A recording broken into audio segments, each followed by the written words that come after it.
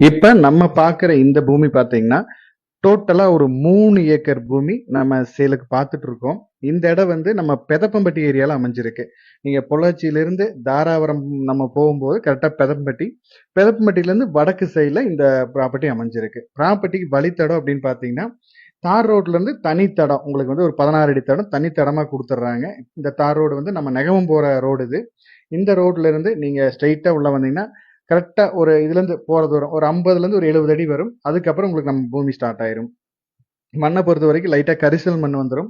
தண்ணிக்கு வந்து இப்ப இதுக்குல்லாம் எதுவுமே கிடையாது. தண்ணி நம்ம தான் ரெடி பண்ணிக்கணும். மெயினா இன்வெஸ்ட்மென்ட்க்கு பிளான் பண்றீங்க, இல்ல நம்ம இத எடுத்து போர் சர்வீஸ் எல்லாம் போட்டு தென்னை மரங்கள வச்சு ஃபார்ம் பண்றீங்கனாலும் நல்ல ப்ராப்பர்ட்டி. ஏன்னா பெதம்பட்டி பொறுத்தவரைக்கும் நம்ம ஏரியா பொறுத்தவரை நல்லா குரோத் ஆயிடுச்சு.